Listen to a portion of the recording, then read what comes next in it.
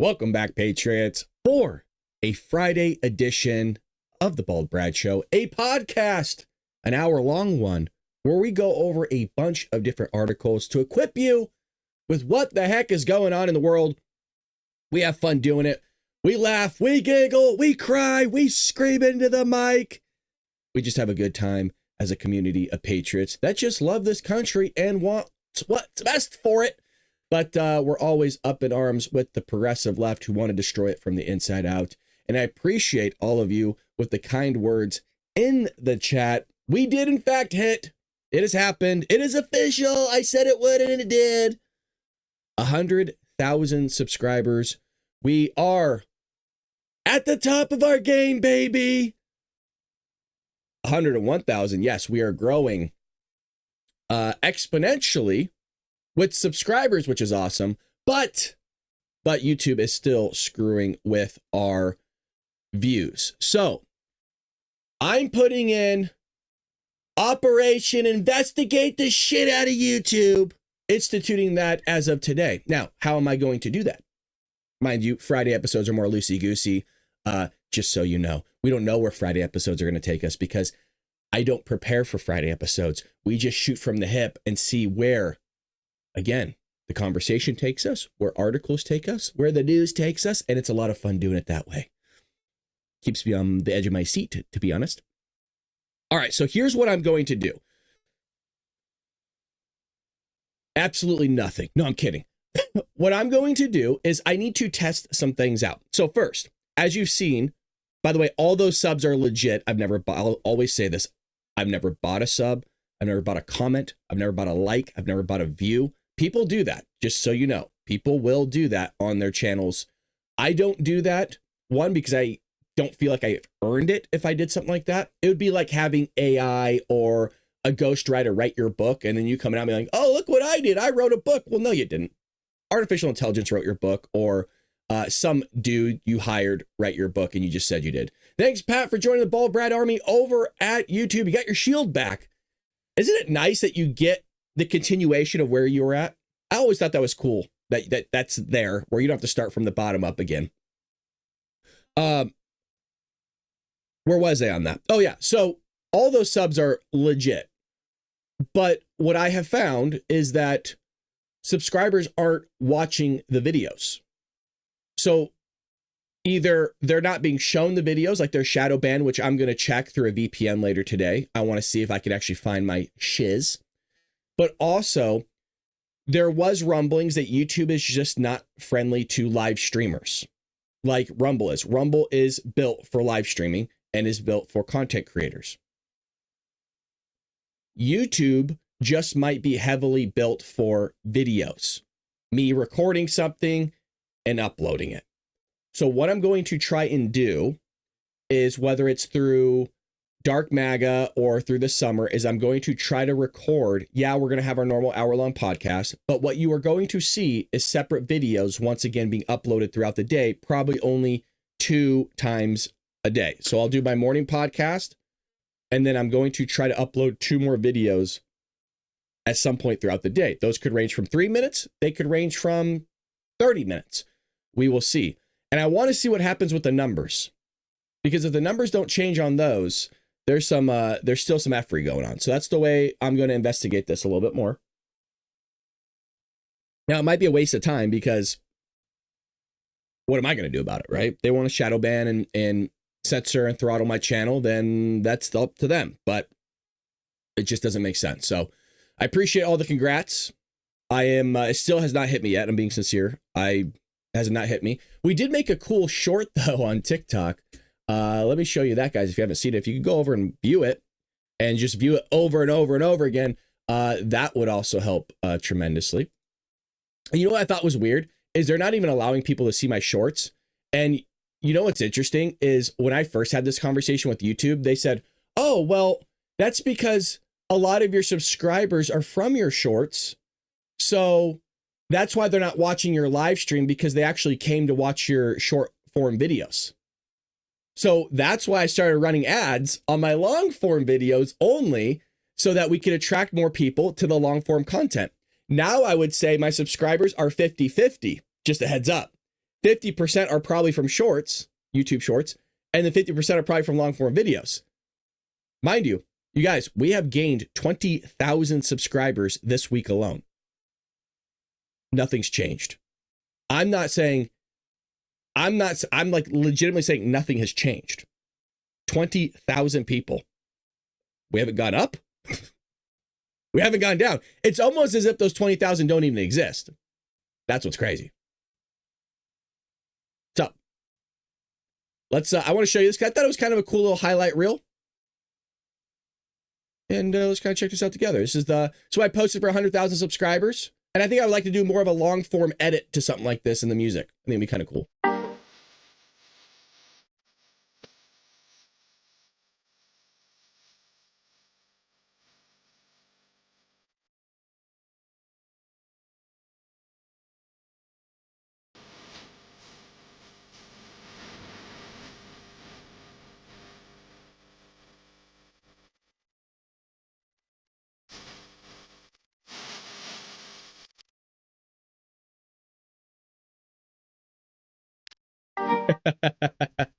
Anywho, really, I appreciate all your guys' support. It is really awesome. And, you know, whether we get a ton of views or not, it's more about the community than anything. And I've always said that. So a lot of people misunderstand me when I'm complaining about something that, oh God, he's complaining about views again. I'm complaining about the frustration that things don't make sense. I've always said this. I don't get really paid to do this. We make money on the show, but it just goes back into the show. It's just frustrating when you know something, you know, when something shady's going on and you know, it's not right. It really isn't. It's really messed up. So, and you're the only people I have to share it with. So you're kind of stuck listening to it. Who else am I going to moan and complain to? There's nobody else. I'm a loner. You guys are all I got. I mean, I got, yeah, family and friends, but my friends don't really care about this. So it's just, you guys are my friends. You're all I have to talk to. So thank you for indulging me and listening to me vent always about it. It is very frustrating. It feels like it felt like I was army crawling up a mountain to get to this number. That's what it felt like, but we did it nonetheless. And it's all thanks to you guys as well. That's amazing, Brad. So very proud of you. Glad I was able to be a part of history. Thank you. And we were a part of history too, you guys. I mean, hell, the stuff we've been through together. If you really think one of the most, we were together, not all of us, but most of us were together during one of the most historic things to ever have happened. Donald Trump's assassination attempt. We were, as far as I'm aware, I don't know of another channel that was live streaming that when it happened. That was crazy. We've been through Karine Jean-Pierre together, Jen Psaki together, Kamala Harris, Joey. I mean, well, we've been through a lot. Well, let's get to this. Something we covered a little bit yesterday on the Dark MAGA podcast. And if you weren't able to join us, that's okay. Because two of the long form videos that we checked out was talking about the collapse of the Chinese economy. And I recorded it for you. And those that were in Dark MAGA were there for the recording. I just killed two birds with one stone. So that's going to be coming out later today. You're going to have a video. It's already scheduled. It will be coming out later today about the collapse of China's mortgage industry. Their banks are failing. Everybody's getting laid off. You're going to want to see the video and it's going to wake your eyes up. It might be actually, I'm going to send it everywhere because I have a feeling YouTube's going to try to not let it go out. Because the guy that we got it from, Business Talks, is having his stuff shadow banned too. So anyways, here we go. Reuters. Inside China's decision to come to the table on Trump tariffs. And I will get to what Trump said this morning. There are talks taking place right now in Geneva. Beijing. Since U.S. President Donald Trump imposed steep tariffs on China last month, Beijing has responded in kind. On state and social media, it posted images of Mao Zedong, lambasted imperialists, and sent a message: capitulation to bullies is dangerous, and it wouldn't back down. But behind closed doors, Chinese officials have grown increasingly alarmed about tariffs' impact on the economy and the risk of isolation of China, as China's trading partners have started negotiating deals with Washington, according to three officials familiar with Beijing's thinking. One of the things that we saw was, again, the stuff that I'm covering in that video that's coming out later today. I'm telling you folks, you're going to want to watch it because it's something the media is not covering. It's something even conservatives and other Republican outlets aren't covering. You have to go out and seek this stuff out because what the Chinese government is doing is at times they're taking down videos of people that are recording this stuff that's taking place. China is deleting data. They just stopped outputting data. So their economy is collapsing. There is protest happening in China that they're not showing you guys. I've said this time and time again, and I showed the receipts yesterday. They're selling off manufacturing. They're selling off like their machinery just to stay afloat. Their entire real estate industry has collapsed. Everybody's put their retirement in their homes that aren't even built, will never be built. They did the run-in on the banks. You guys, it is way worse than what the media is showing you. And that was already taking place before Donald Trump's tariffs.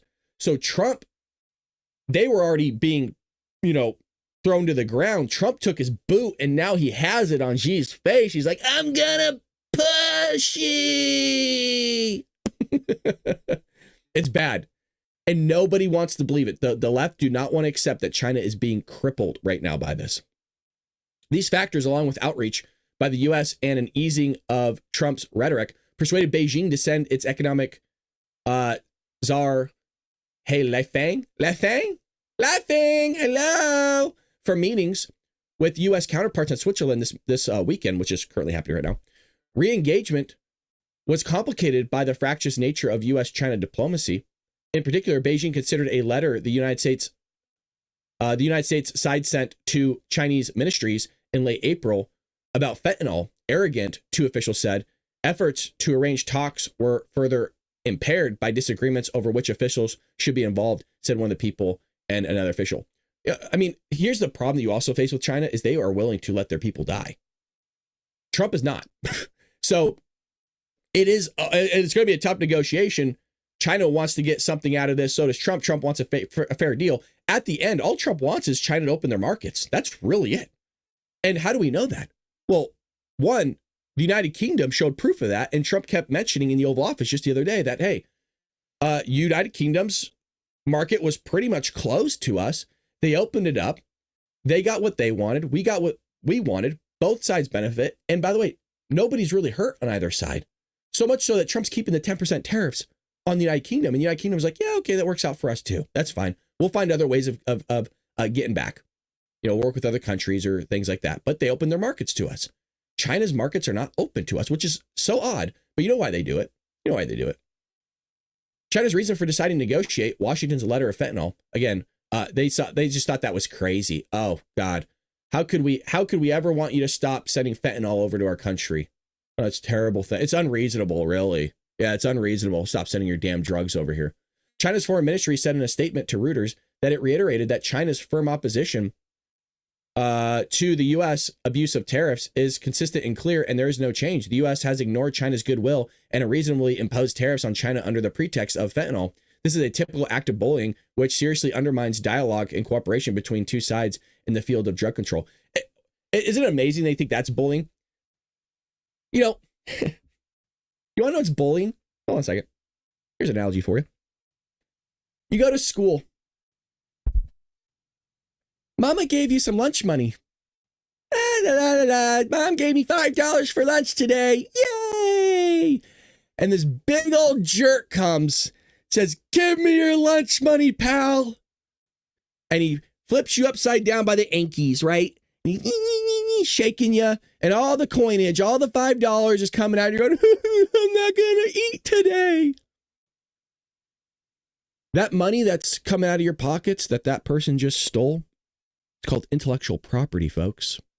And you want to know who's bullying and taking it from you? To the tune of $1 trillion a year? China. So, weird. We're the bullies, huh? Except China manipulates their currency. They don't pay their workers. They make fraudulent investments into their real estate.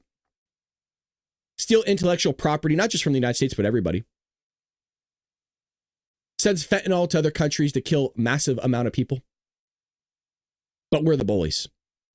as I've always said, communists think differently, and that's how the Democrats think as well. God forbid we push back and start standing up for ourselves. It's like that kid that was getting his lunch money taken and go, you know what? I've had enough of this crap. I've had enough. And I think I'm going to push back a little bit. And you know what? You're in a lot worse situation than I am. See, my mom's giving me lunch money. Your mom isn't. So you know what? Maybe I just don't bring my lunch money to school anymore. Now we both don't eat. The problem is I'm going to go home and get food. You're not. China's struggling. China ain't eat no food no more. China done. China don't got no food. China ain't going to eat no more.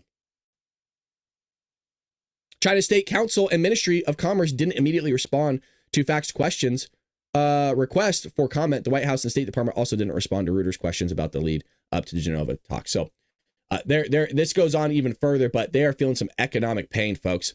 Among main drivers of Beijing's climb down were internal signals that Chinese companies were struggling to avoid bankruptcies and to replace the U.S. market. 3 people familiar with the Chinese government's thinking said some areas feeling immediate impact were furniture and toy makers, as well as textiles, said one of the officials. U.S. diplomats in China have also been closely monitoring factory closures, strikes, and job losses in the industrial heartland of southern China. Huh. But weird. You have to go, how far do we go down? You had to go all the way down here to get to the economic pain that they're feeling big time. Many analysts have downgraded their 2025 economic growth forecast for China, but we were told China has a 5.4% GDP. We were told that they're doing okay. They're producing. They're fine. No, they're not. China's going to eat your lunch is what everybody's saying on TikTok. China's going to slap the crap out of the United States. I don't think so. You know what? We can weather this storm, folks, because we have allies. See, the left have been on TikTok saying, our allies don't want to talk to us anymore. They don't want to do anything. Just had the conversation 3 days ago over the weekend. Yeah, we have no allies. Weird. Because who just was having a massive Oval Office conversation with us and then went on a PR campaign ecstatic over the deal? The United Kingdom and the United States, the 2 best friends, some would say, allies. If they go to war, we go to war. We go to war, they go to war. Bros before you know what? Communist, of course, communist. What are you guys thinking? So I'm not going to go through this, but if you want, I'll link you guys the article and you can have that up on your own. It's quite lengthy. I don't want to spend too much time on it, but the whole purpose was they're not doing well. They are not doing well at all. And what they're doing is they're utilizing TikTok and other mainstream media to push this propaganda out that they're completely fine. So we're going to get to more news. And matter of fact, we're going to talk about India in one moment. That's not going well. I heard rumors, and I got to look this up real time, by the way, after I'm done talking about Trump here. I've heard there was a dogfight in the air, right, with fighter jets. I heard it was the biggest dogfight since World War II. That's not good. That is not good. I got goosebumps even saying that. Things could really, really spiral out of control here for India and Pakistan. If now they're doing dogfights, I got to confirm that. I just heard that. So we'll get there. Trump calls for China to open its markets, flood major tariff reduction. So he's talking 80% reduction, but it's going to be up to Scott, is what he said. We'll get there. President Donald Trump on Friday called for China to open its markets to the United States and floated the possibility of cutting the current tariffs on China to nearly half. Really just, hiya, chopping it.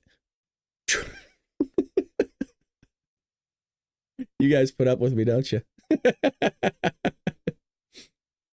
Where was I? Trump made the comments just one day after telling reporters that he expected tariffs on China to be lowered soon. This weekend, American and Chinese officials are set to meet in Switzerland to discuss trade and other economic matters. I don't know why he decided to say this, because now it kind of hurts his negotiations in the sense of, well, he's willing to drop it 80%. Now China's going to see what else they can get out of it.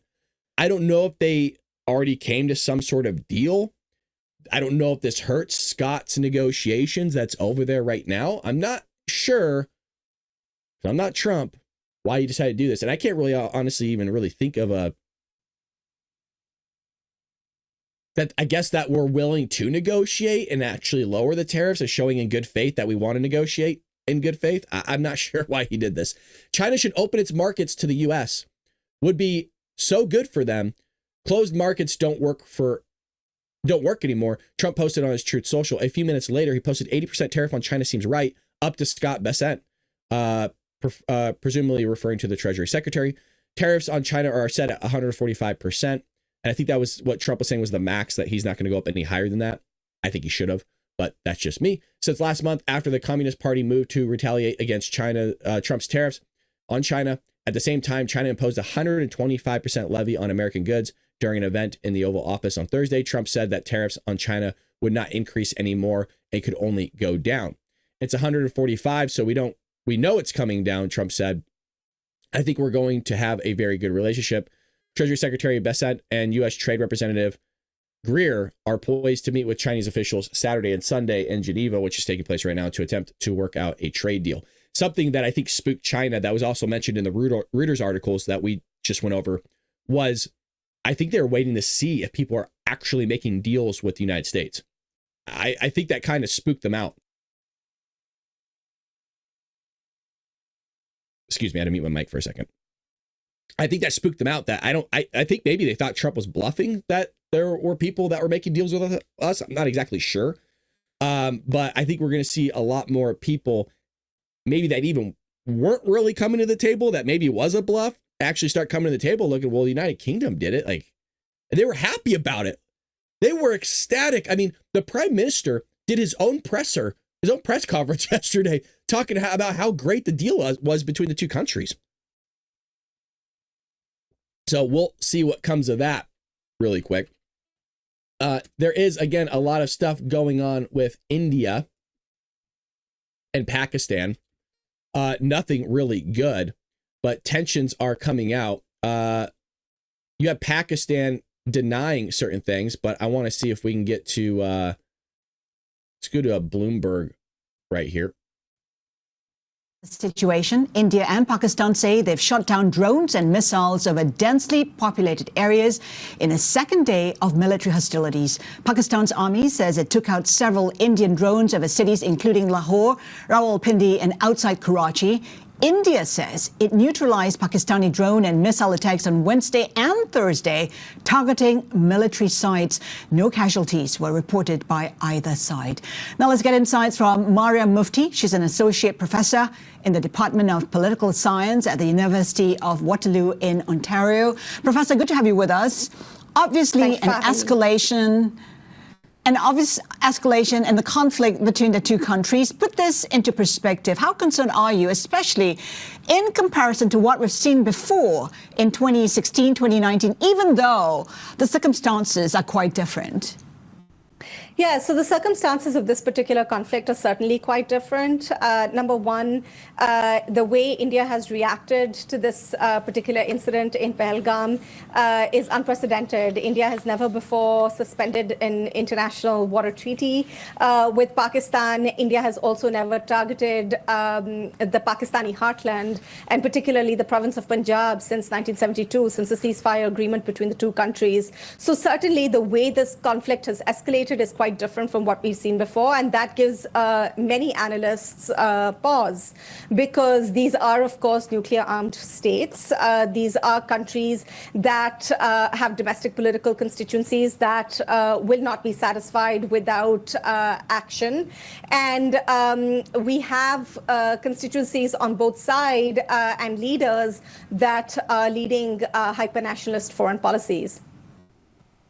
So at this stage, it's hard to see a de-escalation, but might there be an off-ramp? Might there be an opportunity for that de-escalation? Perhaps there is an opportunity, right? So India claims that it has carried out strikes, very precise, well-thought-out strikes on 9 terrorist infrastructure sites in Pakistan. Which is interesting because Pakistan got all up in arms over that, and that obviously had them retaliate. Newsweek is reporting this, and this is what I wanted to talk about here as well, and then we'll get to a little bit of other news. If you're enjoying what you're seeing, hit that like button. Follow us over at YouTube or Rumble. We just hit 100,000 subscribers yesterday. We're at 101,000 subscribers now over at YouTube. So greatly appreciate all your support with that. It means people are liking the show. People are loving it. People are loving it. So there was before I get to the article here, I have some disturbing footage to show all of you. This is the fight that is taking place between India and Pakistan, and viewer discretion is advised. Again, I want to emphasize this is current fight taking place, and we got raw footage of it. So buckle up here, folks. Double buckle up. Here's the fight between India and Pakistan.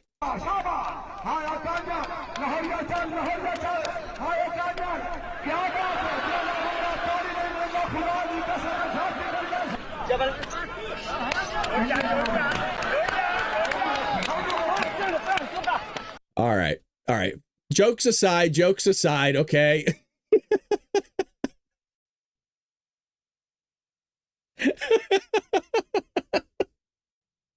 I had to.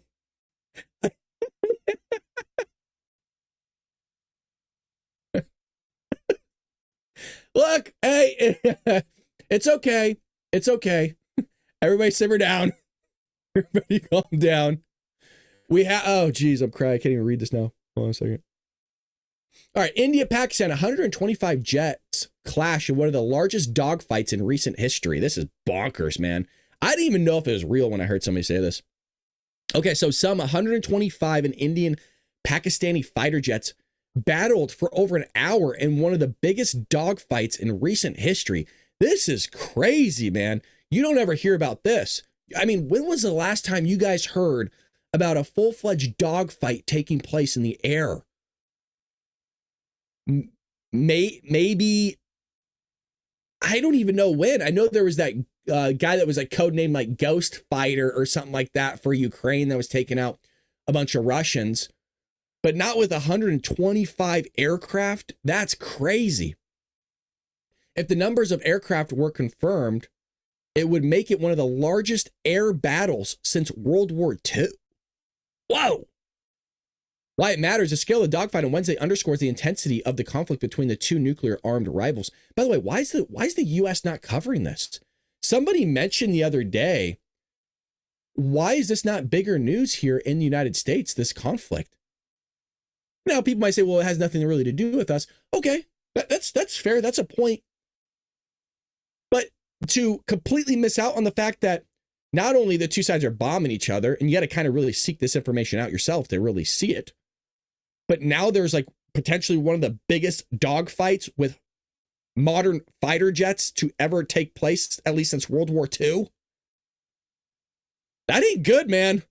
Like, these guys might full-blown go to war with each other. Pakistan has already said it was grounds for war when India bombed some terrorist installations, because Pakistan, you know, let's be real, they love terrorists. Oh, they love them. They love them as much as the Democrats. Both of which poses some of the world's largest conventional military forces and highlights the implications of further escalation should diplomatic efforts fail to ease tensions that erupted after an attack on tourists in India-administered Kashmir.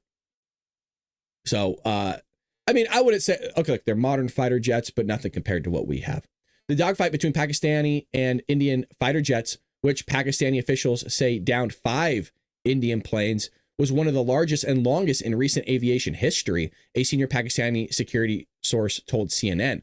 A total of 125 fighter jets engaged in an hour-long aerial battle, with both sides confined to their own airspace as long-range missiles were exchanged at distances surpassing 100 miles. I mean, man, it almost makes you wonder what a dogfight would look like in that capacity with modern technology, heat-seeking missiles, you know, flares coming out. I mean, the speed alone. I did my parents one time, there's a, I don't even know where it's at. There's this cool place you can go to. They did this for one of my birthdays. I don't know if it's my 21st or 22nd. You can go to an institution, a warehouse that will allow you to dogfight, and you sit in a makeshift cockpit and you wear the jumpsuit and everything. and you can go and dogfight in a modern jet. Now there's a screen in front of you, but it would be similar to like kind of what our Air Force does already, where rather than wasting fuel and taxpayer dollars, you could just sit in a makeshift jet yourself and go out and dogfight. So I was able to do that. I thought that was one of the coolest things ever. I was assuming it's pretty expensive because nobody did it with me. They just watched me on some television screens, but that was when I was thinking about joining the Air Force. Indian pilots made multiple passes at targets while Pakistan issued warnings in areas it believed were at a risk of minimizing civilian harm. Neither side crossed the border, the source said, which is nice. It means that they're at least keeping to themselves. Citing a 2019 clash when an Indian pilot was shot down, captured in Pakistan, and paraded on television. Oh, God, that's terrible. An embarrassment both militaries were keen to avoid repeating. So we will keep you up to date. Could we enter a war between India and Pakistan? I don't mean the United States. I don't mean us entering the war, but I mean, could they be entering a full-blown war with boots on the ground? Maybe. Hell, I don't know. Interesting to see nonetheless. I hope not. Because for what? People dying for what? It's very hard to, I think it's very hard nowadays to rationalize a war, let alone a world war. Like, honestly, even if China invaded Taiwan, I don't even know if an island is worth, it sounds bad, I don't know if it's worth a world war. I don't know. To send a bunch of young men over there to die? I don't know. I think war is, I think a lot of people obviously think war is terrible, but some people like it. Some people are freaking crazy. We got Scott Jennings here. Says a nuclear bomb is about to be dropped on the Democrat Party next week, I guess. Get ready. Well, here we go. Scott is always great. We always have to show us, look, Scott always appears on our show Fridays because Fridays is a great way to end the week off right with a lot of laughter and fun. And that's what we do here. We have a good time. We have a very good time. So here's Scotty. Come on, Scott. Watching him on The View today and watching some of the interviews he did over for your viewership. Yeah, I saw it. It's rare for me, but I did watch it. That's what it is. I will just say, watching him over the last few days reminded me that a whole bunch of people were telling us with a straight face that this man was capable of serving another 4 years as president. And that these appearances, coupled with what I understand is going to be the equivalent of a nuclear bomb dropped on the Democratic Party when Jake Tapper and Alex Thompson's book come out next week, I don't know that the Democrats have fully internalized what's about to happen to them. Between what he looks like today and what they're about to report, get ready. I am not sure that Joe. You just said that what did he told. not say? You said that he told Kamala Harris that she could not have any distance False. from him. It's been reported. He told doesn't her matter what he point was. blank. He told her point blank, no daylight, kid, no daylight. Because reporting can never be wrong. Are you attacking the journalism around it? You think reporting can never be wrong? If you want to be you come in and you come on here and you attack reporting every night. I do not. We actually asked him the question There's critical directly. reporting about this guy, and he told her point blank, no daylight. We asked him directly today. Right. Did you tell her that? You think he's ever told a lie? I don't think he tells many lies. Decline, I can tell you that much. I don't think he tells many lies. I don't think he's done a. Come on. Wait. No, you know why you don't get to laugh like that? Because you support a guy who lies every freaking day and lies continuously. You support a guy who cannot acknowledge that he lost the 2020 election and that lies about it. Yeah. I have no idea what's in Jake Tapper. Have you read it? Have you read it? Guys, we gotta go. Thank you very much. Okay. We'll be right back. I'm glad Scott laughed as hard as I did on that because it's just crazy how they'll still push that Joey's fine. He's coherent. He's not drooling into a drip tray. You know, he's complete. I mean, he is completely just coherent. It's unbelievable. It really is. So that was Scott's latest clip. We will see if Scott comes out with anything more.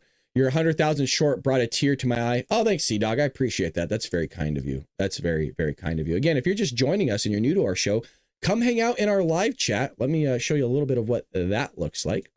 So we are over at Rumble. Like I said, there's a long chat here for all of you to come hang out with the Patriots in there. And then we are also over at YouTube. And again, we have a chat taking place here. So come hang out with all of us over at YouTube, Rumble, and X. We are over there.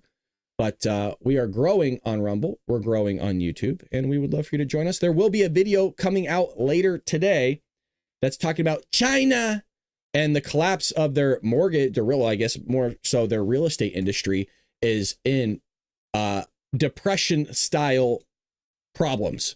So we'll make sure that we get that out to you today. The video has already been uploaded. Thumbnails already been created. And like I said, check that out. It's going to open your eyes, you guys. It's going to show you video. It's going to show you a lot of statistics. It's going to show you a lot of those things. Well, we have moderators inside. The chat, so they can take care of it. I don't know. I'm not reading the chat, so I don't know who is saying crazy things, but that's what we have moderators for. They can take care of it for me. That's what's nice, is I get to focus on the news. So let's see what's going on actually in the news. I guess there's going to be a revamping of our air traffic control technology that is 65 years old. And allegedly, the last administration was trying to merge new technology with old technology, which creates a massive problem. So here's Sean Duffy, our transportation secretary, a guy that seems to actually know what he's doing other than Pete Buttigieg. He said we should not be relying on air traffic control technology that came out during the glory days of Elvis and Duran Duran. Systems were developed when Elvis was a star. Rolling Stones were a star. Goodness. When Duran Duran was making music, I mean, we go back to the 60s and 70s, we laid out a lot of the infrastructure. It looks like it was from, remember the movie War Games or Apollo 13? It looks like equipment from the movie sets for those movies. It looks like we got the infrastructure from the Smithsonian, but it's not. It's the equipment that we use in American air traffic control towers. Really, really old. It all has to be brand new, state of the art. And, you know, with regard to air traffic controllers, we're 3,000 controllers short. They didn't stand up to school during COVID. Wow. And as controllers were retiring, they didn't have a pipeline of new controllers coming in through the academy. So we've done two things. Air traffic controllers who can retire after 25 years of service, we're going to pay them a bonus. We're going to ask them to stay past their retirement date to serve their country. I think we're going to get a lot of controllers to do that. But then we're going to expand the pipeline at our academy in Oklahoma City to get the best and the brightest air traffic controllers through that system and trained up. And then, you know, I think it's going to take us, you know, a year to 3 years to get fully staffed. Here's an example. I can take one of the most complicated air systems, say like D.C., the Potomac Tracon around Washington, D.C., take a controller from there and move them to New York.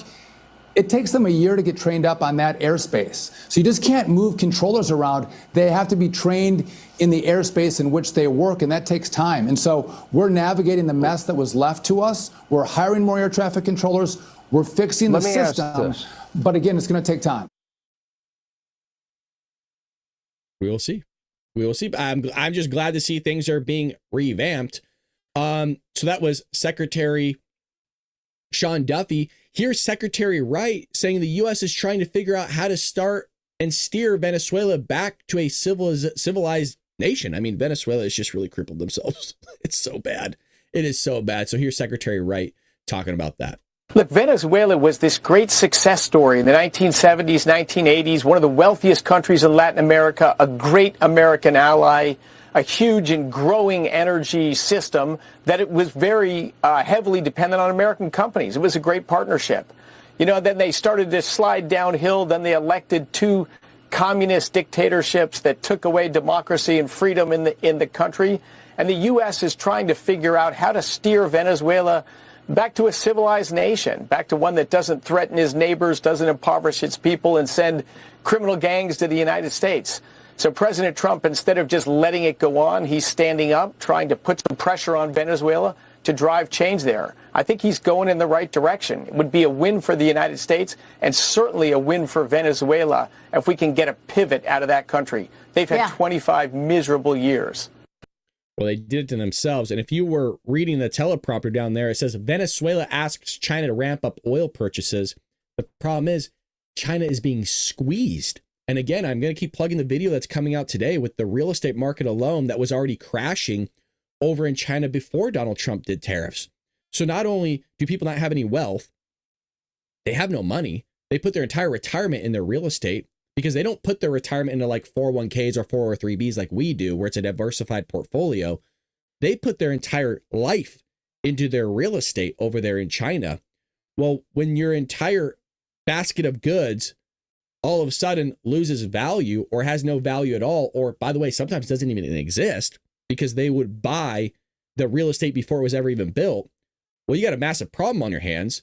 Not to mention the banks, they were doing a run-in on the banks, kind of like we saw a couple of years ago with like Credit Suisse, I believe it was, and what was taking place in the Valley over here. Well, they don't have any of the money, so you can't even take out deposits in China. So how are you going to purchase something? Well, you can't purchase something anyways because nobody's producing anything. Nobody's producing anything because Donald Trump has a boot on their freaking neck and is just really putting down the pressure. Now, the markets themselves should focus on what Donald Trump has said because he's been very clear. He wants manufacturing back in the United States, and this national security issue has been very clear about that. This is also something that I've been most worried about. I'm not worried about other countries. I could care less. I'm worried about Americans and what happens here. And I don't trust other countries. Mind you, I don't really trust our own government. But I would like us to have a military that can be self-sufficient and not rely on our allies or foreign adversaries to produce something for us. I've had arguments with the left. I've debated them on TikTok. And you only have to ask them, forget all this. Let's talk about this. Let's talk about that. No. Ask them this one question and they can't answer it. If we were to ever go to a world war, which is a high possibility, by the way, or China was ever to do anything or work in cahoots with the Russians and the Iranians, doesn't matter, Pakistan, who's going to produce all our stuff? Who's going to make it? And by the way, I'm not even talking about your dishwasher or your cell phone. No, I'm talking about military equipment. We produce military equipment here. But once you got to start opening up things for clothing, you got to open up manufacturing for other things that are utilized in war, we can't produce it. And they say, oh, well, we can just go to our allies. No, we can't. Our allies couldn't even produce PPE. We had to go to China to get a lot of this stuff. And you know what their argument was? They go, well, we were sending them stuff. Yeah, it's not that we can't produce anything. The stuff that we had was a surplus. We couldn't produce the other stuff. So I want us to be able to produce stuff here so when bleep hits the fan, we can actually take care of ourselves. Markets should focus on what President Trump has said because he's been very clear. He wants manufacturing back to the United States. While doing that, he's going to be raising money, raising revenue on tariffs. And this is a national security issue. He's been very clear about that. So whatever you're hearing, all this noise elsewhere, if you listen to President Trump, it's actually been quite straightforward. Markets should focus on what President Trump has said because. So markets are reacting. As a matter of fact, let's go to the markets while we are here. Let's see what's happening. I would imagine markets would respond positively hearing Donald Trump's news about the 80% tariff on China going down to 80%. It looks like it's dropped a little bit. I mean, markets just opened, right? So let's go to 5-day right here this last week. A lot of fluctuations, a lot of volatility. Markets are still unsure. The last month we're up 4%, but if you look at 6 months, we're still down. Now, here is where Donald Trump took office, pretty much right here. So it closed at about 6,000. Right now, it's almost at 5,700. So we're about 300 points off.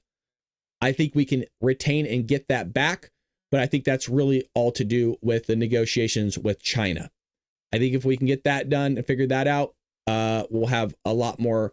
I think this is going to surpass itself. I mean, folks, it hasn't even been 4 months yet, and it's already climbing back. And that's with some of the allegedly the worst disaster we've seen since the recession, 2008, which no, it's not. But they want to lie to you. They want to sit there and spin stuff constantly for you and manipulate you through the media.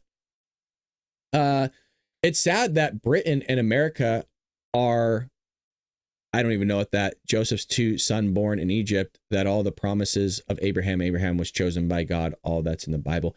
Bradford, I don't know what you're talking about, my friend. I think you're on the pipe. You're on the stuff. So gummies, plus I don't know what people are talking about. I feel like I enter your guys' chat every now and then. I'm like, what are you talking about? So we're going to see what's happening with the Pope, a new Pope yesterday, Pope Leo, the first American Pope, Pope Leo the 14th. And CNN brings out all the liberal journalists to tell conservative Catholics they need to change their politics and do some soul searching. So they're already starting to lecture us on things when we don't really know much about this Pope at all. People are saying that he'll be like Pope Francis, and maybe so. But again, he hasn't really said all that much in the past. So we'll have to see what he comes out with as time goes on. But here's CNN nonetheless. Can you talk a little bit about what the task at hand is for this Pope when it comes to unity and or reforming? So, I mean, the Cardinals were very clear in choosing Cardinal Provost to be the Pope, that they want to continue the reforms Pope Francis has started. And Provost is a very great manager. He will maybe be able to institutionalize some of them, some of these reforms in ways that Francis had just begun. Somebody who can land the plane, if you will. That unity talk has become a conservative talking point in recent weeks. So long as it's not a heckler's veto, I'm all for unity. But we're Catholics. You get behind the Pope, and there's only one Pope. And if he's teaching the gospel in a way that doesn't cohere with your politics, as a Catholic, you have to ask yourself if your politics need to change. Wow. And just really quickly, Michael, that's a pretty wild thing to say. Mentioned there is some tension there in the church in the direction people want to see it go. What is the challenge facing this Pope? Well, clearly there wasn't much of a challenge division within the College of Cardinals. Relatively quickly, they reached a 2/3+1 decision to continue with Francis's reforms and to entrust them to Pope Leo, who will be his own man and will do things differently. But I think the tensions, especially in America, there's a conservative group that's been very well funded and very well organized. But I've been saying for 2 weeks since Pope Francis died that they were really a minuscule part of the population, and they have to do some soul searching now. Yeah, we always have to do soul searching. Yeah, it's always us that have to look in the mirror, right? It's always us that need to self-reflect. It's never the Democrats. It's never the progressive left. It's never those psychos that are going down, burning our buildings, creating policy that enables more crime to take place, allow the trafficking of young women to happen to the tune of 340,000 missing children. Yeah, they don't need to self-reflect. They never do, right? We saw the same exact messaging, by the way, came from Joe Biden. The same exact messaging came from Joe Biden when he was president. Yeah, we need to look at ourselves. It's never you guys need to self-reflect as a outlet of CNN saying that you're still the most trustworthy news out there and that you're unbiased. Yeah, okay. Nobody believes that. They don't even really believe that, but that's the stuff they're going to push anyways. James O'Keefe came out with another story just yesterday that was a follow-up of his story with about Prince Albert being with underage girls, which we already knew. And everyone's like, well, that's not a bombshell. We already knew that. Well, I guess Attorney General Pam Bondi was covertly recorded on April 28th, revealing previously undisclosed information about Epstein regarding tens of thousands of videos of little kids to a complete stranger in a DC restaurant. Yesterday, the AG made an almost identical statement publicly after O'Keefe Media provided a quote of what she said in a request for comment. So here we go. He dropped this yesterday.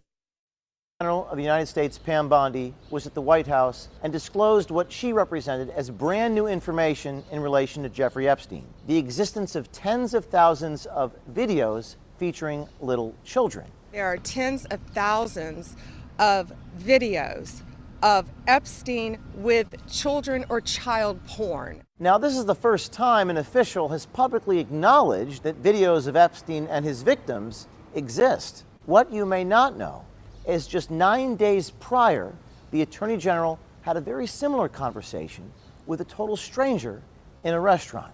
Do you know when the Epstein files are going to get released? We hope soon. The FBI's been... Okay. So, any dates? No, you know what it is? There are tens and thousands of videos. Yeah. And it's all with little kids. So they have to go through every one. In the past, officials have spoken about the, quote, mountain of evidence in the Epstein case. But they've never, previous to that moment, acknowledged on the existence of videos of, quote, little kids. Just a few days later, at 2 p.m. on May 1st, our reporter sent the AG's office the text of the recording. We asked why this detail had not been disclosed to the public, but was instead being told to a random stranger at a restaurant. The Attorney General used almost the exact same language as she did with the stranger in the restaurant, language that we shared with her press office. There are tens and thousands of videos, and it's all with little kids. There are tens of thousands of videos of Epstein with children or child porn. Now, we hesitated to publish this story, but believe, like we did yesterday, that the public has a right to know. And this one raises serious questions. On one hand, why did our country's highest law enforcement official share this information first not with the American people, but with a self-described nanny at brunch? But more importantly, why was this information held back in the first place? Does this show that a government apparatus is still working behind the scenes to protect powerful people involved in the scandal? Based upon the response to our Epstein story yesterday, it's clear that the American people want answers, and they want accountability. Man, so I still think it's still a kind of a nothing burger. I'm not really bothered by Pam Bondi telling somebody at brunch, like, oh yeah, there's tens of thousands of videos of Epstein with a bunch of little kids doing horrible things. That doesn't surprise me. I mean, we saw the evidence boxes when they were taking evidence out of the house, and there's all the hard drives, the videotapes and stuff like that. So I don't know. I mean, it doesn't really do anything for me until I start seeing, oh, there's people prosecuted. Right now, it's just all talk. It really is. If all this really took place and it was a massive alleged ring of sex trafficking and doing the no-no, why has nobody through all these years been prosecuted other than Ghislaine Maxwell and Epstein himself? So when did Epstein pass away? That was back in 2019. So we're talking 6 years ago was the time of his death. And that doesn't even mean of the time when he was actually thrown in the corrections facility. I just find it hard to believe that we're ever going to figure out what the heck happened. It's some of the wildest things, and it makes you wonder the true evil that roams this earth, and who's really the head of that evil. I mean, obviously it'd be Satan, but I mean in terms of actual real people, like what's going on? What is really going on? Let's see if there's any breaking news happening really quick. Again, Friday episodes are more loosey-goosey. They're kind of just, shooting from the hip to see what's out there, which is nice because it's more relaxing for me, especially coming from a morning podcast yesterday and then an evening podcast on the Bald Brad channel for Dark MAGA. So what's the difference between tens of thousands and mountain of evidence? I don't think there is one, J-Rod. I think you make a good point here. We all know minors were involved. Yep. So there's nothing really new. Children, where is the outrage? Not upset with Bondi. This goes so deep. It does go deep. I don't know what's going on with it, really. I don't think anybody does. It's all speculation. For me, and I might as well just get this out now, I have a lot of faith in Dan Bongino. And Dan Bongino, I don't want to say he has a lot on the line, but his credibility is on the line right now working with the FBI as well, because he can't really, if he doesn't do anything over these next 4 years, it's like you're going to come back and then do another podcast, and we're supposed to have faith and reliance in you and trust. So it takes years to build trust. It takes seconds to break it, which is always a great phrase. But I have a lot of faith in Dan, and I listen to Dan every single day after my show. So much so that I actually stopped listening to the Daily Wire pretty much and almost solely listen to Dan Bongino because my time is limited. But I listen to Daily Wire like Ben for, I mean, I have actually Ben's shirt on right now. I listen to Daily Wire for like legal interpretations, stuff like that I find difficult because I'm not a lawyer. But I think Dan and Cash are working behind the scenes, and they do their job right.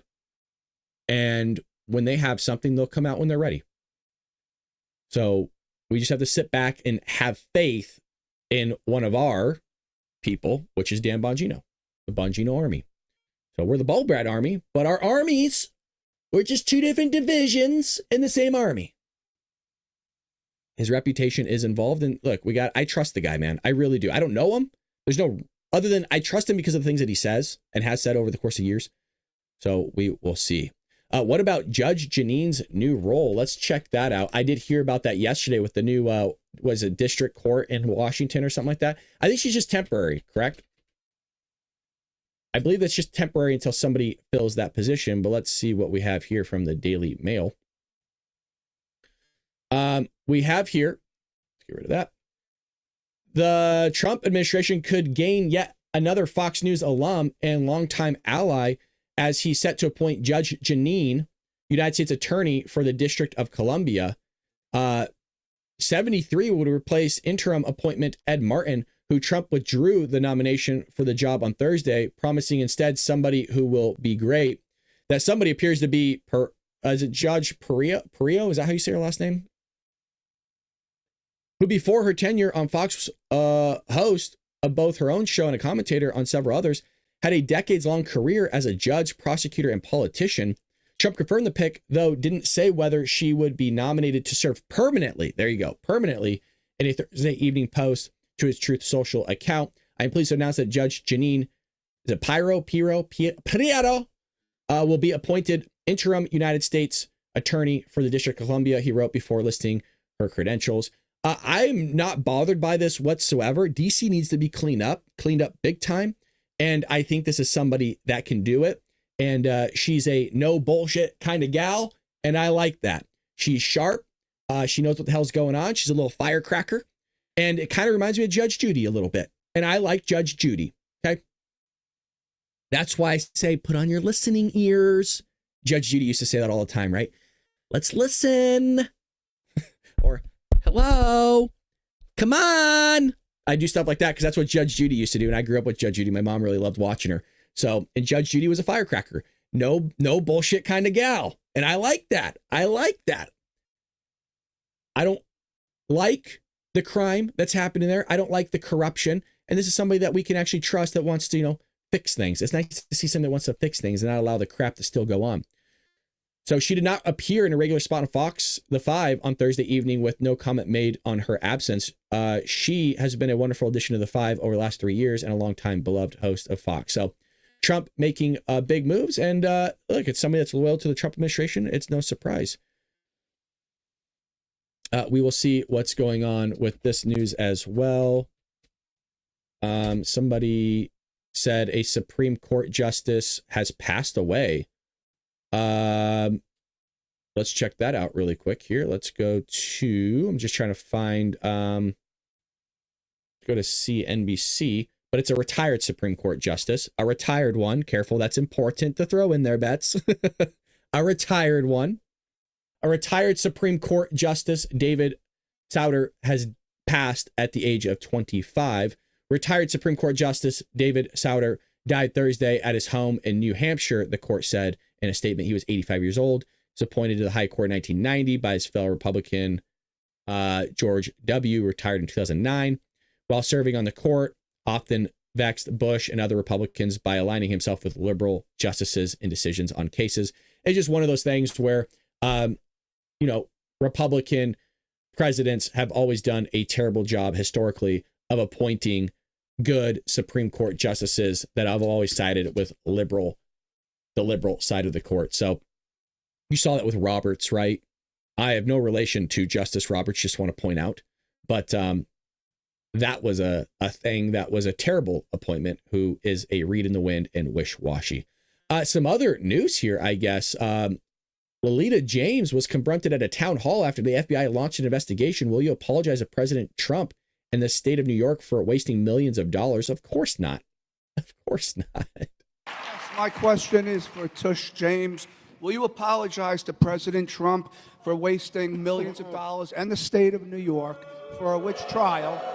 And how does it feel to know that you will be in prison for mortgage fraud?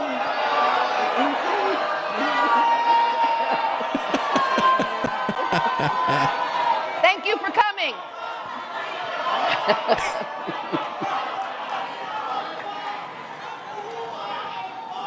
Why are they kicking him out? The guy asked a question. It wasn't like he was interrupting. Why are you kicking him out? We want to thank him for coming. We respect all opinions. Everybody knows those allegations are baseless. They're discredited. And so we want to thank him. We want to thank him, but we're going to kick his ass out of here. I suppose he was already going to leave on his own accord, but why not just sit back down? It was a good question. I think they were going to kick him out regardless, to be fair, because that's what they do. They do kick people out. I'm not saying Republican events don't, but usually it's if you're being disruptive. But I've seen a lot of Republican events where they always have the left come up first and ask a question. You go sit down all you want. Go ask your question. You might be embarrassed because of it, but ask it and sit back down. I think it's important to have civil dialogue and get the truth out to the American people one way or another. And that might come from the side that you oppose every now and then, believe it or not. She is nasty. Exactly, Dizzy. Dizzy, I hope you said that in the Trump voice. She is nasty. This clip is just rad. See, peaceful protest, no violence. Yeah, you say your piece. You might not, and by the way, I might not even agree with the guy. Hell, I don't know. But all I'm saying is I think it's important to have civil dialogue, civil discourse. And to be fair, I don't think you get that on a lot of these debates, whether it's on TikTok or YouTube. You can find them, and I think those are the good ones to watch. But I like to have civil discourse with somebody, meaning I like to have a conversation, not necessarily a debate. Both sides think their opinions are what's best. Talk it out and find common ground. Just want to point out, that's the way our government was created, through civil discourse. That's Constitution 101, by the way, quite literally. You want to know how I know that? Is because I like to take classes outside. And one of the classes I'm currently taking is Constitution 101. And that's one of the first things that is taught and shown, not just through George Washington's letters, but also through like Thomas Jefferson and the other founders, is that civil discourse is highly important to seek truth and that you need that. But there's conditions with that. But what I found on TikTok is they don't have those conditions. They just want to name call you, silence you, mute you all the time, and not actually get to the truth. Whereas my objective is to get to the truth. I might not always be right, but let's seek this out together and see who's right and who's wrong. But we will call the show there. I appreciate all of you joining me. Again, we hit over 100,000 subscribers on YouTube, which is just bonkers, by the way. I really appreciate all your guys' support that you always show me, the kindness you show the channel, you show each other. We have a really, really great community here that's going to constantly be growing. Can I link you guys my shorts video and just watch it over and over again and hit that like button? And what that does is it helps the analytics. And so what I do this on my own, by the way, too, is I'll just put it on my phone, on my TV, on my computer, and then I'll refresh my page and then I'll watch it again. And then I refresh the page and I watch it again. And that helps boost the analytics to get the show out to other people. So, which is really cool. And I think it's a kind of a cool video. Who should we raid today? Let's show somebody some love. I almost typed in www.raid.com. Who should we raid? If you're new to the show, what we do is we send all our viewers, it's our charity work. We send all our viewers over to Rumble, and then we raid somebody's show and basically plug our own show in there, but we also give them viewership as well, which I think is awesome because nobody ever raids us, but we raid other people. And that's honestly how shows get to know who I am as well and all of you. So let's see who we can. Yeah, I hope the Rumble gets to that number soon. Me too. I really hope so. I tagged Rumble on X like, hey, let's get the Bald Brad show going on Rumble a little bit here. Like, let's if we have 100,000 over at YouTube, we like start plugging the show over at Rumble. You know, I'm not talking about you guys. I'm talking about Rumble themselves. Like, let's get on the editors list here. Like, people love this stuff. Like, come on, baby. Who brings the energy like this? So who should we raid? Who should we raid? So again, rating is I'm going to send you all to somebody's podcast here, but I want to know who we should go over to. I don't want to go over to Kyle. He doesn't really give us shout outs. Not that that's mandatory, but it's always nice to say, hey, acknowledge like somebody's work of sending their people over to them. So I need the help of the viewers. Who should we go to? Who should we go to? Let's see here. We're pretty high up there with on the podcast side of things. Politics. Forgive me, I'm trying to see who we should send our best and greatest viewers to. Who do you guys want to go to? We are going to raid. We're going to raid somebody. I'm trying to see who here. I want to know who you guys want to go to. Wendy's great, but we've been sending Wendy quite a bit. Should we go over to Sean's show again? Again, it's tough because there's not really any morning shows. We're kind of the only show. I'm not getting any feedback, so I'm just going to send you to somebody here. Let's see who we have here. Maybe we will go to Sean. Sean has a lot, though. Mike show? Patriot Mike? All right. Patriot Mike. Is it Patriot Mike Cook? Yeah, okay. Yeah, we like Mike. Mike's good. Mike's a good guy. All right, let's send you guys to Mike. All right, here we go. God bless you guys. Have a great weekend. I'm going to try to get a spooky adventure video out tomorrow, by the way, so be on the lookout for that. With that being said, take care, Patriots.